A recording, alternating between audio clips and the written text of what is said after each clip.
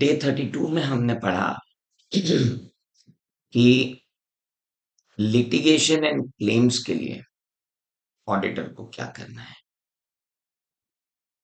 तो मैंने आपको पहले ही बोला कि जो ये चार्ट है आपको यही पढ़ना है, कुछ और नहीं पढ़ना है। ऑडिटर को डिजाइन और परफॉर्म करना चाहिए ऑडिट प्रोसीजर, ताकि उसे sufficient and appropriate audit evidence मिल सके कि जो इंफॉर्मेशन फाइनेंशियल स्टेटमेंट में दी गई है about the litigation claim book complete है। इसके लिए वो दो तरीके की प्रोसीजर लगाएंगे, एक लगाएंगे आरएपी और एक लगाएंगे एफए। आरएपी में सबसे पहले वो एंटिटी को अंडरस्टैंड करेंगे और देखेंगे कि यहाँ पर लिटिगेशन एंड क्लेम्स होने के चांसेस कितने।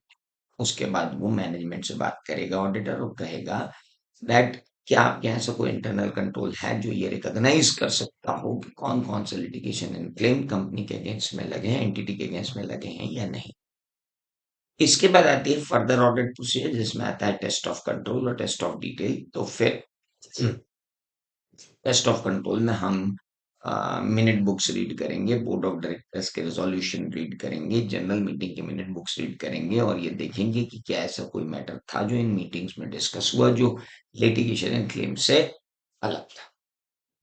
हम लिस्ट मांगेंगे लिटिगेशन एंड क्लेम की मैनेजमेंट से रिटन रिप्रेजेंटेशन के रूप में, और उसके बाद अगर हमको लगता है कि लिटिगेशन एंड क्लेम्स बहुत महत्वपूर्ण है तो हम एंटिटी के लीगल काउंसिल से मिलेंगे। उस लीगल काउंसिल से हम बोलेंगे कि ये जो लिस्ट हमको दी गई है, इस लिस्ट में सबसे पहली बात तो हम आपसे ये पूछना चाहते हैं कि क्या आपकी नजर में ये लिस्ट कंप्लीट है, और दूसरी बात जो इस लिस्ट के अंदर आउटकम है जिसके बारे में जिस किसी चीज का प्रोविजन बना दिया होगा, किसी चीज का कॉन्टिजेंट लायबिलिटी बता दिया होगा, किसी को लायबिलिटी बता दिया होगा, तो उसका जो अमाउंट होगा वो सही होगा कि नहीं।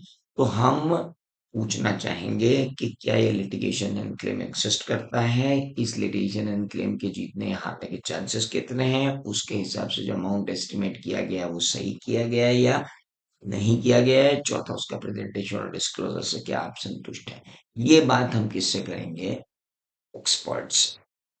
और अगर मैनेजमेंट रिस्ट्रिक्ट कर देता है कि आप एक्सपर्ट के वर्क का सॉरी लीगल कंसल्टेंट के वर्क को से बात नहीं करेंगे, तो फिर ये हमारे स्कोप एक रिस्ट्रिक्शन है, और हमारे स्कोप पर अगर रिस्ट्रिक्शन आएगा तो फिर हम 705 में अपना तीसरा नेत्र खोल देंगे।